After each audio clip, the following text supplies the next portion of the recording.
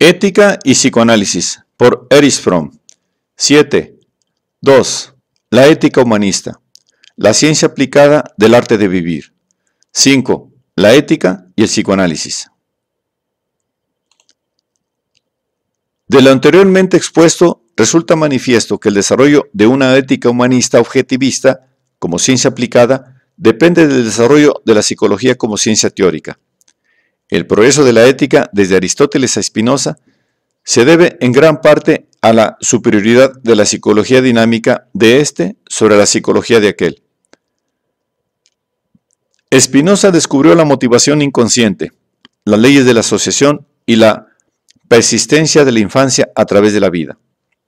Su concepto del deseo es un concepto dinámico superior al hábito de Aristóteles. Pero la psicología de Spinoza, como todo el pensamiento psicológico hasta el siglo XIX, tendió a permanecer abstracta y no estableció un método para verificar sus teorías por medio de una investigación empírica y la exploración de nuevos datos relativos al hombre.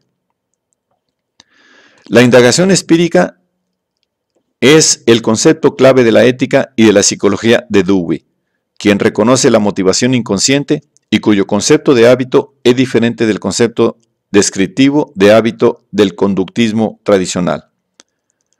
Su enunciado de que la psicología clínica moderna exhibe un sentido realista, con su insistencia en la profunda importancia de las fuerzas inconscientes determinantes, no solamente de la conducta patente, sino también del deseo, el juicio, la creencia, la idealización, muestra la importancia que atribuye a los factores inconscientes, aunque, sin embargo, no agotó todas las posibilidades de este nuevo método en su teoría ética. Ha habido pocos intentos, tanto desde el campo filosófico como desde el psicológico, de aplicar los hallazgos del psicoanálisis al desarrollo de la teoría ética. Hecho tanto más sorprendente cuanto que la teoría psicológica ha aportado contribuciones que son de particular relieve para la ética. La contribución más importante es, quizá, el hecho de que la teoría psicoanalítica es el primer sistema psicológico moderno cuyo objeto principal no lo constituyen aspectos aislados del hombre, sino su personalidad total. En lugar del método de la psicología convencional, que tiene que limitarse al estudio de fenómenos tales que pueden aislarse suficientemente para ser observados en un experimento, Freud descubrió un nuevo método que le permitió estudiar la personalidad total y comprender aquello que hace que el hombre actúe como lo hace. Este método, el análisis de las asociaciones libres, de los sueños, errores y transferencias, es un enfoque por medio del cual datos privados, solo asequibles al propio conocimiento y a la introspección, se hacen públicos y demostrables en la comunicación entre el sujeto y el analista. El método psicoanalítico logró de ese modo acceso a fenómenos que de otra forma no serían susceptibles de ser observados. Al mismo tiempo, descubrió numerosas experiencias emocionales que no hubieran podido reconocerse ni siquiera por la introspección por estar reprimidas, divorciadas de la conciencia. Freud se interesó, al comienzo de sus estudios, principalmente por los síntomas neuróticos, pero a medida que avanzó el psicoanálisis, se hizo más evidente que un síntoma neurótico puede comprenderse únicamente comprendiendo la estructura del carácter en el cual está incrustado. El carácter neurótico, más que el síntoma, llegó a ser objeto principal de la teoría y terapéuticas psicoanalíticas. En la prosecución de su estudio del carácter neurótico, Freud estableció nuevos fundamentos para una ciencia del carácter, caracterología, fundamentos que durante los últimos siglos fueron menospreciados por la psicología y dejados para los novelistas y los comediógrafos. La caracterología psicoanalítica, no obstante hallarse aún en sus principios, es indispensable para el desarrollo de la teoría ética. Todas las virtudes y los vicios de que se ocupa la ética tradicional tienen que permanecer ambiguos porque frecuentemente con una misma palabra designa actitudes humanas diferentes y en parte contradictorias. Únicamente pierden su ambigüedad si se las comprende en relación con la estructura del carácter de la persona a la cual se atribuye una virtud o un vicio. Una virtud aislada de la estructura del carácter puede resultar algo carente de valor. Por ejemplo, la humildad que nace del temor o en compensación de la arrogancia reprimida. o un vicio puede ser contemplado bajo diferente luz si se le comprende como formando parte de la estructura integral del carácter. Por ejemplo, la arrogancia como expresión de inseguridad y desvalorización de sí. Esta consideración es sobradamente importante para la ética. Es insuficiente y erróneo ocuparse de virtudes y vicios como rasgos aislados.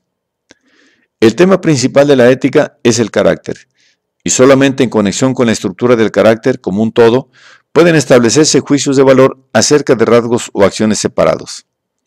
El carácter virtuoso o vicioso, más que las virtudes o los vicios aislados, son el verdadero objeto de la investigación ética. No es de menor importancia para la ética el concepto psicoanalítico de la motivación inconsciente.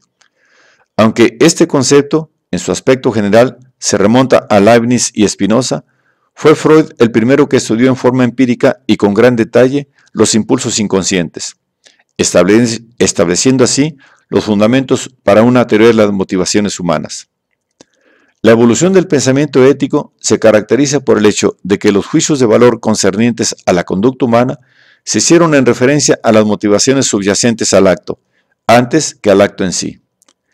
La comprensión de la motivación inconsciente abre, por ende, una nueva dimensión para la investigación ética. No solo lo más bajo, como señaló Freud, sino también lo más alto en el yo puede ser inconsciente y ser el motivo más poderoso para la acción, lo cual no puede ser ignorado en la investigación ética. A pesar de las grandes posibilidades que proporciona el psicoanálisis para el estudio científico de los valores, Freud y su escuela no han hecho el uso más productivo de su método de la investigación de los problemas éticos. A decir verdad, contribuyeron en gran parte a la confusión de los problemas éticos. La confusión surge de la posición relativista de Freud, pues sostiene que la psicología puede ayudarnos a comprender la motivación de los juicios de valor, pero no nos ayuda a establecer la validez de los mismos. El relativismo de Freud quedó señalado muy distintamente en su teoría del superyo, conciencia. De acuerdo con dicha teoría, cualquier cosa puede convertirse en contenido de la conciencia con solo ser parte del sistema de mandatos y prohibiciones personificado en el superyo del padre y en la tradición cultural. La conciencia bajo este concepto no es más que la autoridad interiorizada. El análisis del superyo de Freud es únicamente el análisis de la conciencia autoritaria. Una buena ilustración de este punto de vista relativista es el artículo de T. Schroeder, titulado Actitud de un psicólogo amoral. El autor llega a la conclusión de que cada evaluación moral es el producto de la morbidez emocional, intentos e impulsos conflictivos, derivada de experiencias emocionales pasadas, y que el psiquiatra amoral reemplazará a las normas, los valores y juicios morales por la clasificación psiquiátrica y psicoevolucionista de los impulsos moralistas y de los métodos intelectuales. Luego, el autor pasa a confundir el asunto al sostener que los psicólogos amorales evolucionistas no tienen reglas absolutas o eternas acerca de lo cierto o lo falso de nada, como si la ciencia hubiera hecho alguna vez aseveraciones absolutas y eternas. Ligeramente diferente de la teoría del superyo es la opinión de Freud de que la moral es esencialmente una formación de reacción contra la maldad inherente al hombre. Sostiene que los impulsos sexuales del niño se dirigen directamente hacia el progenitor del sexo opuesto, que el niño, en consecuencia, odia al progenitor rival del mismo sexo y que la hostilidad, el temor y el sentimiento de culpa emanan entonces necesariamente de esta situación precoz, complejo de Edipo. Esta teoría es la versión secularizada del concepto del pecado original. Puesto que estos impulsos incestuosos y homicidas son parte integral de la naturaleza del hombre, Freud razona que el hombre tuvo que desarrollar normas éticas a fin de hacer posible la vida en sociedad. El hombre estableció, primitivamente, en un sistema de tabúes y posteriormente en sistemas éticos menos primitivos, normas de comportamiento social a fin de proteger al individuo y al grupo de los peligros de estos impulsos. No obstante, la posición de Freud no es de ninguna manera consistentemente relativista. Profesa una fe apasionada en la verdad como el fin por el cual el hombre debe luchar y cree, por ende en la capacidad del hombre para luchar por ese fin, ya que por naturaleza se haya dotado de razón. Esta actitud antirrelativista se encuentra expresada con claridad en sus disquisiciones acerca de una filosofía de la vida. Se opone a la teoría de que la verdad es únicamente el producto de nuestras propias necesidades y deseos, tal como se formulan bajo diversas condiciones externas. En su opinión, una teoría anarquista de tal naturaleza se derrumba en el momento en que entra en contacto con la vida práctica. Su creencia en el poder de la razón y en su capacidad para unificar a la especie humana y liberar al hombre de las trabas de la superstición tiene el patos característico de la filosofía del iluminismo. Su fe en la verdad constituye el fundamento de su concepto de la cura psicoanalítica, siendo el psicoanálisis el intento de descubrir la verdad acerca de uno mismo. En este sentido, Freud continúa la tradición del pensamiento que desde Buda y Sócrates sostiene que la verdad es el poder capaz de hacer al hombre virtuoso y libre, o, en la terminología de Freud, sano. El fin de la cura analítica es reemplazar lo irracional, el ello, por la razón, el yo.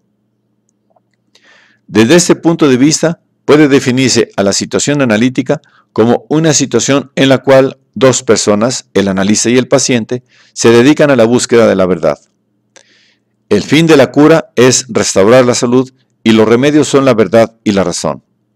El haber postulado una situación basada en una honestidad radical en medio de una cultura en la que es rara tal franqueza, es tal vez la expresión más grande del genio de Freud.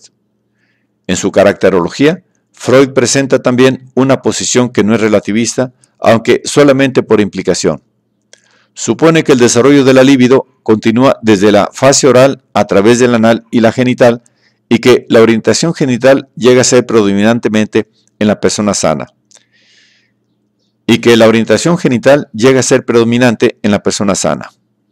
Aunque Freud no se refiere explícitamente a los valores éticos, hay allí una conexión implícita.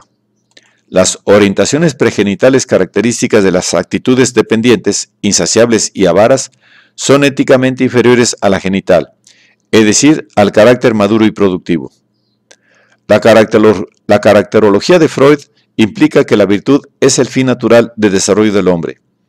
Este desarrollo puede ser obstruido por circunstancias específicas y generalmente externas, y puede así ocasionar la formación del carácter neurótico. El crecimiento normal, no obstante, producirá el carácter maduro, independiente y productivo, capaz de amar y de trabajar. Para Freud, en último análisis, salud y virtud son lo mismo. Pero esta conexión entre carácter y ética no es explícita. Tuvo que permanecer confusa, en parte debido a la contradicción entre el relativismo de Freud y el reconocimiento implícito de los valores de la ética humanista, y en parte porque, ocupándose principalmente del carácter neurótico, Freud dispensó escasa atención al análisis y a la descripción del carácter genital y maduro.